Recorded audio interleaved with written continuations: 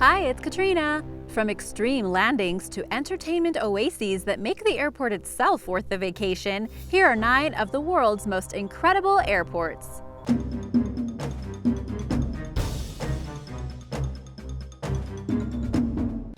Number 9. Princess Juliana International Airport. As the main transportation hub of the Caribbean island of St. Maarten, the Princess Juliana International Airport is nice, but by all outward appearances, it's not spectacular. The airport's humble beginnings consisted of a short military airstrip that was constructed during World War II. In the following years, as St. Maarten became an increasingly popular tourist destination, subsequent expansions were made to the airport, and the runway was lengthened to accommodate larger aircraft.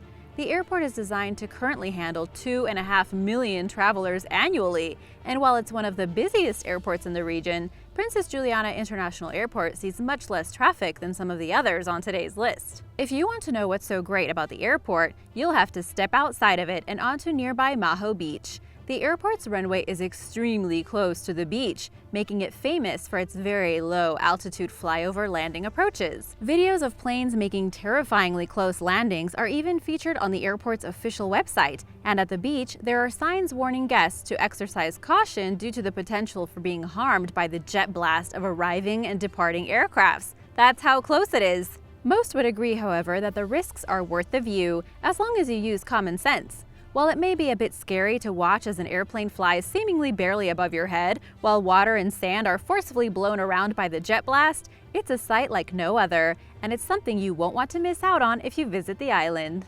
Number 8. Paro Airport. Only 17 pilots in the entire world are authorized to land at Paro Airport in Bhutan, which consists of a single 6,500-foot-long runway nestled among 18,000-foot mountain peaks. The pilot must make a blind approach to the runway at a 45-degree angle, and the runway remains out of sight until the very last minute prior to landing. As the pilot skillfully guides the plane toward the airport, it must be flown with such precision that it barely avoids hitting some mountainside homes, which act as a visual signal for gauging how close the plane is to the runway that can't yet be seen. Great! For obvious reasons, arrivals and takeoffs can only occur during the daytime. Why would any sane traveler take this risky flight? Well, for one, it's the sole international airport of Bhutan, and is therefore the only way for many to fly in or out of the country. Therefore, if you really want to visit Bhutan, you may have no other choice. But that's not the only reason to fly into Paro Airport. According to travel writer Jim Dobson, the experience of the adventurous landing itself is worthwhile. When his plane landed, the most likely relieved passengers erupted into applause. He also cited the magnificent fresh air and temple-style airport as memorable parts of the experience at Paro. Number 7. Singapore Changi Airport. For 6 straight years, and as of 2018, Singapore's Changi Airport was named the world's best airport by Skytrax, the company behind the World Airport Award. Each of the airport's terminals feature a series of botanical gardens. The airport also contains a butterfly garden with over 1,000 butterflies, several Asian-style ponds for relaxation, and a sunflower garden. Why don't all airports have this? There's a 40-foot-tall slide offering an alternative to the traditional stairway or escalator between the floors of Terminal 3. Wouldn't it be great if every airport had something like this available to restless kids and adults, so you could burn some energy between long, cramped flights? If you're easily stressed by flying or get fidgety from sitting still, this place is for you. Changi Airport offers numerous amenities, including a free movie theater, a rooftop pool, and 24-hour spas. An addition that is scheduled to open this year will showcase the airport's crown jewel, a 130-foot-tall waterfall cascading from the roof of a glass dome. Besides all this, the airport was designed with efficiency in mind. Despite being one of the world's busiest airports, customers have reported a surprisingly short travel time between gates, in some cases as little as 15 minutes. And now for number 6. But first, if you're new here, welcome and be sure to subscribe. Also, let me know if you've ever been to any of these airports in the comments below. I'd love to hear. Number 6. Gibraltar International Airport.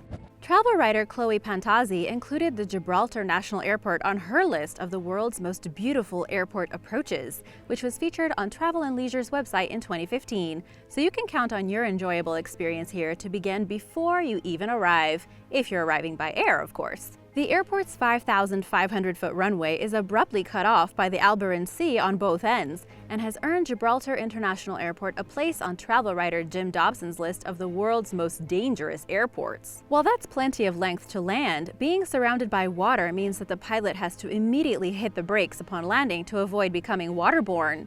Additionally, strong crosswinds have been known to make winter landings especially uncomfortable. Even more interestingly, the runway intersects with the area's main road, Winston Churchill Avenue, which heads toward the land border with Spain. Whenever a plane lands or takes off, Winston Churchill Avenue must be closed, and traffic stops as it waits for the aircraft to pass through. I've stopped at plenty of railway crossings in my years as a driver, but I've never had to wait for an airplane to pass through. The Gibraltar International Airport was ranked 5th in the History Channel's Most Extreme Airports program. Number 5. Madeira Airport, Portugal. The landing strip at Portugal's Madeira Airport is situated between steep cliffs and the ocean within the autonomous archipelago of Madeira.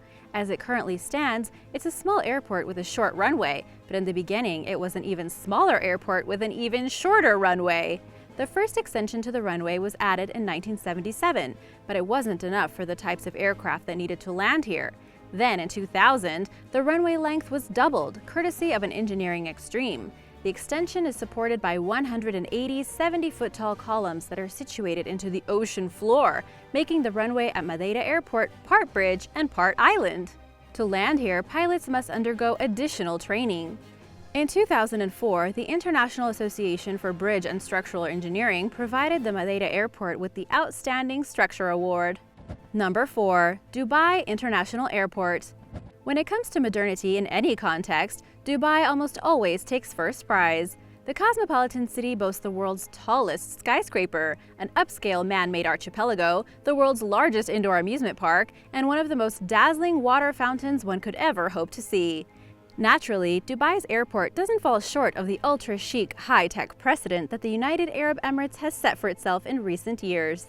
At the Dubai International Airport, a guest can expect one of the fastest Wi-Fi connections, not just for an airport, but in the entire world, with speeds of up to 39.5 megabits per second. Thanks to something known as smart gates, passengers can also skip past lengthy lines and enjoy the convenience of an expedited check-in process, a luxury that is usually only afforded to premium customers and frequent flyers. If you're here for a layover, you can stream unlimited TV and movies for free, courtesy of the airport's partnership with IC Flix. For those seeking some much-needed R&R, there's a Zen garden offering peace and quiet and even massages. Number 3. Incheon International Airport. You're probably used to airports that discourage catnapping thanks to hard, rigid, and otherwise uncomfortable furniture, but at this massive airport in South Korea, you won't only find a comfortable lounge chair to doze off on, you'll find it in a darkened corner to assist your journey into dreamland. Once you've caught up on your beauty rest, you can beautify by using one of the airport's free showers, where you'll be provided with a toothbrush, toothpaste, soap, a hairdryer, and a towel. At Incheon, there's plenty of free entertainment, and it's not just in digital form. There are multiple craft areas where you can try your hand at making your own souvenirs in the form of traditional Korean bags and fans. For the more restless crowd, there's an ice skating rink, a casino, and a golf course. You can also visit an on-site cultural museum and any of the airport's various traditional gardens. Incheon has been rated numerous times as the world's cleanest airport, earning it some more bonus points. Be careful though, with all this resting and crafting, you might miss your flight. Number 2. Wellington Airport. The Wellington Airport is the third busiest in New Zealand and consists of a one-lane, 6,351-foot runway, which is flanked by water on both ends. Landings here are particularly difficult due to the characteristically strong gusts of the mountainous area. Taking off is equally as challenging due to the potential for being swept up by hurricane-force winds. Despite these risky flying conditions, however, there have been very few safety incidents at the airport, with the most recent occurring in 1991, with the emergency landing of an Auckland-bound United Airlines Boeing 747, which was executed safely. The extreme conditions surrounding the airport are far from the only interesting thing about it anyway. Since the debut of The Lord of the Rings, Wellington has marked itself the center of Middle-earth, and the airport has been adorned with decorations of the movie's iconic scenes and characters. Here you can expect to see Gandalf flying atop an eagle with a 50-foot wingspan, as well as an enlarged blinking head of Smaug the dragon, complete with smoke. Number 1. Telluride Regional Airport. At 9,070 feet, Telluride Regional Airport in San Miguel County, Colorado, is the highest elevation airport in North America. Traveler writer Jim Dobson is an experienced flyer who's been to the world's most dangerous airports, yet he describes the typical landing at Telluride as a white-knuckle experience. The only way into or out of Telluride Regional Airport by air is to or from Denver via Boutique Air, or by private or chartered plane. If you fly through Boutique Air, you can expect to ride in a 9-passenger single-engine turboprop plane known as a Pilatus PC-12. While many may wonder if getting to Telluride is worth the trouble or the adrenaline rush, anyone who's explored the beautiful state of Colorado would probably agree that it is. If you've had a taste of the outdoors and the cultural offerings of the Centennial State, you probably wouldn't think twice about hopping on a tiny plane and heading to Telluride. Thanks for watching! If you'd like to learn more about the world's amazing airports, let me know in the comments. Be sure to subscribe and I'll see you next time. Bye!